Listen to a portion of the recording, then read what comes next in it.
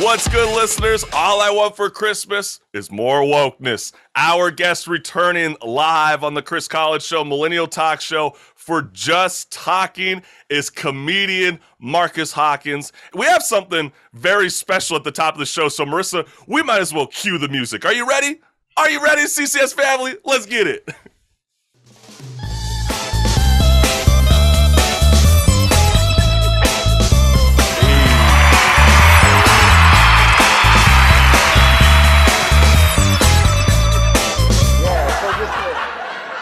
Give y'all a little snippet of what y'all can see live on stage. I'll give y'all a little bit of jokes right now. So, what's your biggest fear?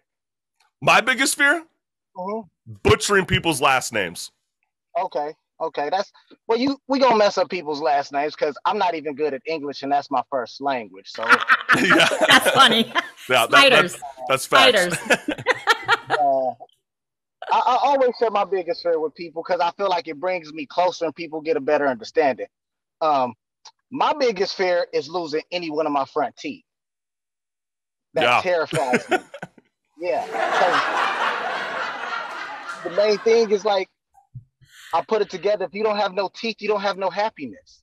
You know, you missing any front teeth, you aren't gonna be smiling all freely like, ha ha ha. You're gonna hide your laugh like, oh. And then people give you messed up nicknames when you missing the front tooth. Snag-a-tooth, Gumby, Wheezy, because you make that weird wheezing sound while you breathing.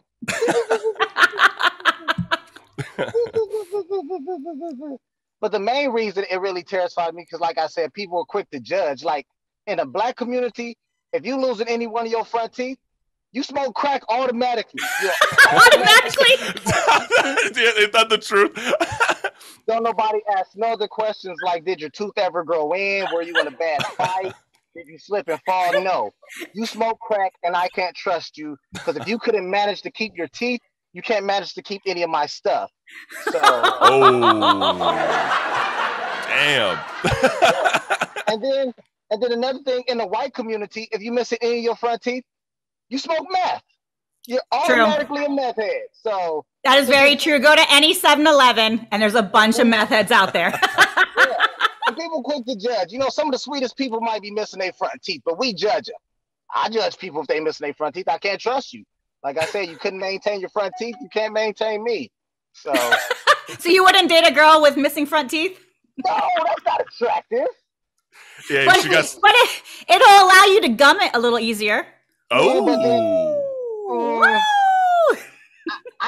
tend to think that gumming thing is overrated because have you ever been bit by a baby with no teeth? That shit hurts.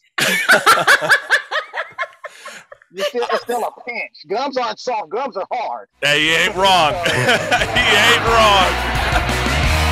You hear the metaverse. The metaverse is screaming for more comedy from Marcus Hawkins himself. And Marcus, let's get right on into it because obviously, you know, all I want for Christmas is more wokeness. But then again, like, why is woke comedy so unfunny? Woke comedy, it's unfunny because people just giving people what they want. It's like people tiptoeing around people instead of just, like I always tell you, comedy's the truth. And when you try to like fix the truth or put lipstick on a pig, it just doesn't come out right. So yeah, I mean, but Marcus, it feels like comedians today are the ones who fuel the cancel culture by giving into the wokeness. And like, I don't know about you, Marcus, but like, where did this come from where we can't have a laugh? I mean, I believe that this has not become just an American problem. It has become a worldwide problem. What's your thoughts on all this? Remember when I used to give kids participation points for trophies? Yes. I love them. Kids have turned into adults, so you feel entitled that you're always supposed to get something. And people so sensitive now. We can't say nothing no more. So like, you're not worried about the baby boomers. You're worried more about the next generation rising up, not necessarily the Gen Zers. Yeah, because the baby boomers, they already been used to talking reckless and all this kind of stuff. Yeah, that's true. It locker room talk. You know, that's what the baby boomers call it. It's locker room talk. But have you noticed? That's harsh. That's mean. You can't say that. But have you noticed returning to the stage anything different when you present new material? I watch other people present new material and they kind of tiptoe around it. Me, I'm gonna give it to you straightforward because I'm not being myself. I feel like I'm cheating everybody if I'm not telling the truth or just giving you what you need, not what you want, but what you need. That's what I give you. And that's so great that you just referenced that right now, Marcus, because as we were getting ready to bring you back on the Chris Collins Show Millennial Talk Show, we literally had this conversation like 6 months ago. And as I was watching, Dave Chappelle's now controversial special called The Closer, which ignited a firestorm for jokes, targeting trans people in the LGBTQ plus community. Last I recall, Marcus, you had a lot of the same jokes that Dave Chappelle shared way before the stand-up came out. So I feel like you should be canceled. Nah, I'm just playing. No, but you get where I'm coming from. I'm just teasing. But you get what I'm saying. It's crazy, like how you guessed this 6 months ago, and now it's all coming into fruition. And a couple weeks ago, Chappelle did a surprise set at his alma mater, Duke Ellington School for the Arts, and got an earful of woke from triggered teens that you're talking about, with comments such as, your comedy kills, I'm 16 and I think you're childish, to the quote, harsh N-word are killed every day. These are things that were being shouted out at Dave Chappelle as he was performing at his alma mater. So Marcus, these teens must realize that you can't have a double standard when it comes to words. Like we've been tackling in comedy. Words has been the most talked about conversation today, especially like the N-word, which has a terrible history for centuries. So why has Dave Chappelle become the target? Because it's almost like he's embracing the backlash when he says, if this is what it's like being canceled, I love it. What's your thoughts? Main reason he embracing it because when they say you go at the king, you better not miss. Plain and simple. And then these kids talking about this stuff, they haven't lived through nothing. You 16. Right. You're sick. You wasn't even born for 9/11, bro. Shut up. That's true. That's true. But isn't that kind of funny how you could be calling him a bigot and a racist and all that kind of things, but it's always so targeted, like so specific targeted when it comes to comedy. It's like anytime you make any kind of joke about the LGBTQ plus community or trans people, like the last I recall in the special, he was talking about how he praised the movement for moving a lot quicker instead of what's not happening for Black Americans today. And then like I told you, people don't even listen because in the stand-up he tell you, I don't have problems with transgender. I have problems with the white people. Right. Say nothing, but people totally miss that part. And it's like we got selective hearing. We hear what we want to hear. We take from stuff what we want to take from it. And when we feel offended by something, that's when we want to throw it all out. And you know what? This is TikTok and even YouTube's issue, because most of these people did not watch his stand-up all the way through, because he specifically said, hey, I'll sit down at the table, but you need to watch my stand-up from the start to the last end credit so you can understand the context of these jokes. And they didn't do it, because I watched it and he made fun of everybody. Period. Right. And one of his best friends is a trans woman who committed suicide. And that was a tribute he put towards her. Mm-hmm. And the main reason she committed suicide is because her own people, the trans people, was the ones bullying her. Yep. It wasn't the straight heterosexual people. It's the trans people. Like I told Chris yesterday, they can dish it, but they can't take it. Like they got mad at Michael Myers for killing 2 gay dudes in the movie. Yeah, that's right. Halloween Kills. I remember hearing about that. That's true. Halloween got canceled. Halloween even it felt the woke barrage. For the longest, as the Black community, we used to celebrate when at least we were the last one killed, or we made it through a horror movie. Because before, wait, you guys make it through a horror movie? Wait, I totally forgot. Wait, what Marcus movie makes do you it to make the end. LL Cool J and Halloween H2O. Okay. All right, snap. LL Cool J, because when he didn't die in the movie, I was like, what? They did kill LL Cool J? Well, it is LL Cool J. You cannot kill that man. He is still fine as...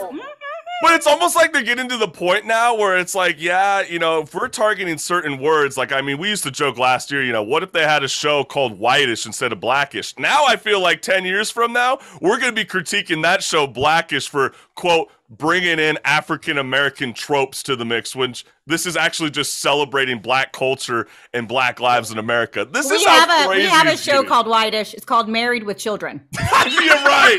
Good one. I like that. That was funny. That was funny, Bruce. But Marcus... I was going to say Duck Hunters.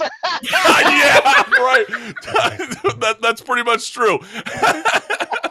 Or the Home and Garden TV show that has all our plenty of our reality shows on there. I love Home and Garden, bro. Yeah. Catch me on but Marcus, let's switch gears because I want to talk to you about why comedians are choosing to blacklist themselves. Because, for example, British comedy icon John Cleese last month pulled out from a planned appearance at his alma mater, Cambridge University, writing the following tweet, and we have an image for anybody that's tuning in live on our YouTube channel, but the tweet reads, I was looking forward to talking to students at the Cambridge Union this Friday, but I hear that someone there has been blacklisted for doing an impersonation of Hitler. I regret that I did the same on a Monty Python show, so I am blacklisting myself before someone else does. So how does this help the future of comedy and freedom of speech when we allow woke staff and students to dictate the narrative? It's like two parts to it. One, for like a comic, one of the main tricks in comedy, if I could clown myself, ain't nothing you can do that's gonna hurt me. If I'm already talking about myself, nothing you can say. And then the second part is, okay, we're going to give you all the stuff that you asked for. Then when you realize how boring it is and everything, then you'll beg for us to come back and then you'll want some real content. So we'll keep it watered down for you. We'll give you what you asked for. Then you're going to realize, like, this is not what I want. But you're noticing at these universities, I mean, we've always laughed about it for years. I mean, even my 7 years in college, I mean, it seemed like, you know, safe spaces were the kind of the words that we were using. And now with these safe spaces, it always creates these like Q&A conversations, less about the jokes and more about the understanding of inside of a joke, if you know what I'm saying. And John Cleese also said, quote, in the last few years, I've realized that comedy is more important than I thought. Really? Like, I thought it was a place to escape, not a safe space. You get what I'm saying, Marcus? So, like, Do you agree with this notion? Yeah, I do, because we the only people that's telling the truth. Like I said, you go talk to politicians and stuff, you know that they lying. You know that politicians lying. Well, so that's why they're getting so butthurt, because you guys are actually spewing the facts instead of dancing around? Yeah, comedians are straight shooters. And like I said, the truth gonna set you free and the truth hurts. And when we up there telling the truth, like Dave Chappelle telling the truth to the transgender people, letting them know that gender matters. They don't want to hear that because they want to be called him, he, her, us, they. No, you as a boy, you as a girl, you can't change. Well, I guess you can change your gender, but it does matter. No, that's actually funny that you say that, because a lot of these like preferred pronouns that we hear about, like one, I never even knew that we actually had an International Pronouns Day until this year. But like also second, you don't actually hear anybody having those kind of conversations in person. Like I can't wait until we're actually back in the workforce together, like everybody, and see if those kind of conversations continue to thrive, because I have a hard time believing that that's going to happen. But go ahead. Now, and we have an associate that already told people I want to be referred to as they and them when you like referencing me. Hey, they, come here. Hey, them, can you help me over here? No.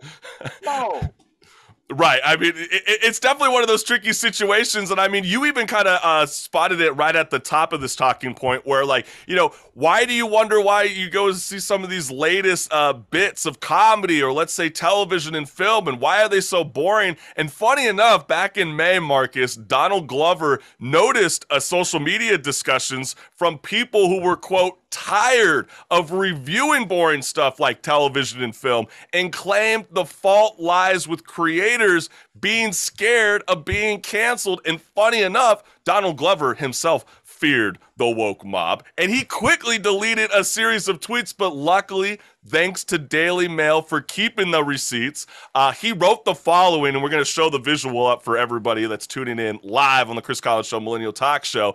But the tweet reads, we're getting boring stuff and not even experimental mistakes, question mark, because people are afraid of getting canceled. I think he has a point. I mean, who's going to push the boundaries? Will it be you, Marcus? Yeah, I'll push him because the main thing you got to think that's where we got today. You got to step out. You got to step out on a limb and step out on faith, and you got to push that envelope. Because if we all stay plain vanilla, it's gonna be Pleasantville. Nobody likes that.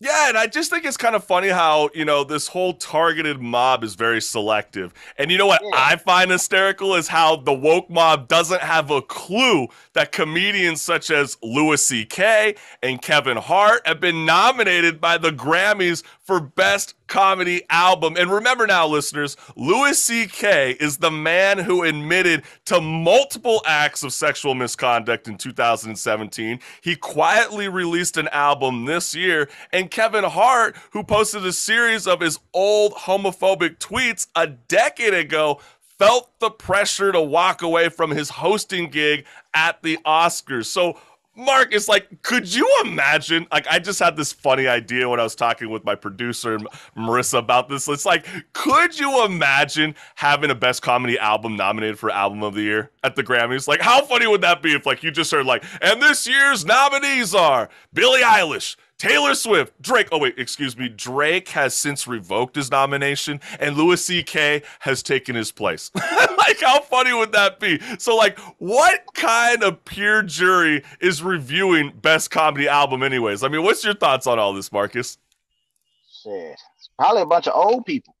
Ain't nobody young on that panel at all. So it's probably that's what's so funny. It's it's old people. I mean, we've kind of done this kind of investigative, reporting live on the Chris Collins Show where we've noticed out that, hey, there is a zero age demographic that's being represented when it comes to the Oscars and the Grammys. So when you see that along with people who specialize in music judging jokes, don't you kind of see that being a problem, or do you think it's kind of a little hypocritical that's even in the mix to begin with?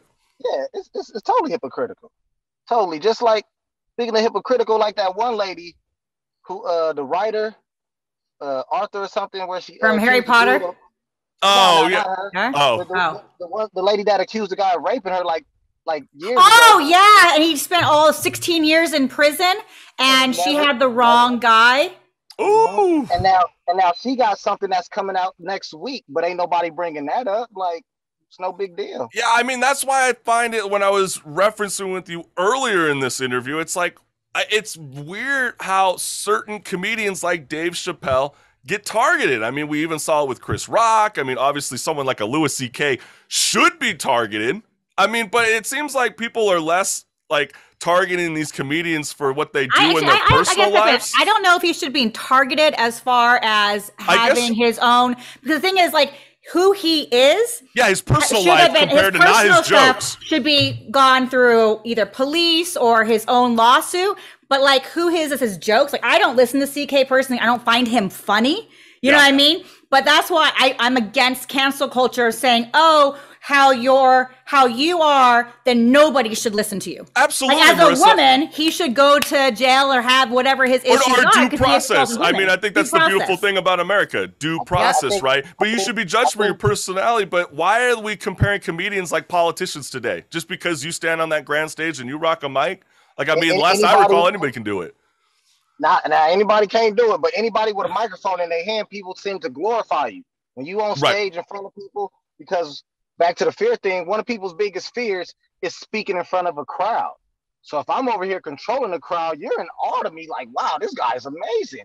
He should watch his words because people, they feel literally listen to you when you up on that stage. So they want you to be cautious of what you say because for some reason they think Dave Chappelle fans is out here trans bashing people. We don't care about y'all.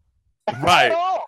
And the thing is, it's not just comedians that are feeling this pressure. I mean, it is the month of December, which means it's the holiday season, and that hasn't stopped the woke barrage from shitting all over classic Christmas films. So now actors and actresses are starting to feel the heat. And some of the criticism that's been mounting over staples like Richard Curtis's Love Actually, Jack Black's The Holiday, and It's a Wonderful Life, with women's lifestyle site Refinery 29 taking the festive films apart and lambasting the toxic male characters. So, like, for example, Love Actually is not only fat phobic, it's also sexist, Refinery 29 is saying. Jack Black's charming character behaves like a dangerous sociopath throughout, and It's a Wonderful Life is extremely misogynistic. I feel like it's just, like, it's too easy to just place a word on top of these titles. And now it just kind of creates, like,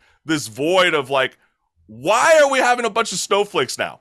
Like, you know, what happened to just turning it off if you don't like it?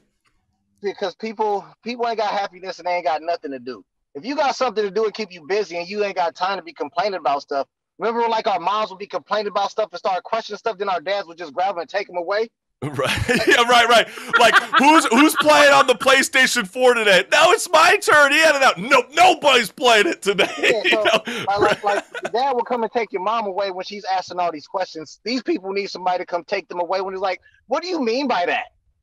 Oh, you know how I feel? Like, come with me. Get on out of here. But this just feels like very, like, blah and very generic. Like, what does that even mean when you say, like, fat phobic and sexist? You know, it's like, what's next? Like, Charlie and the Chocolate Factory is encouraging childhood obesity? Oh no, like, they actually tried to cancel. No, they've tried to cancel Charlie and the Chocolate Factory for the pygmies because they were going against African people and making them like little colored stuff. So that was already tried to have been canceled and failed.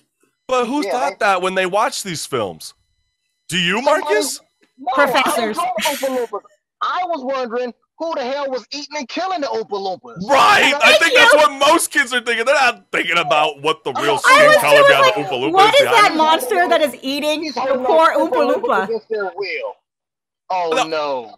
No, it's crazy. But you know what? As we're kind of like talking about some of this kind of fun, you know, kind of Christmas films, there has been kind of some of these rumors being discussed that, you know, Will Ferrell was asked to do an Elves 2. He turned it down supposedly for a $29 million offer. I don't know too many people that did that. I know that there was one gentleman that was suggesting a black elf. Real quickly, Marcus, are you in favor of that or not?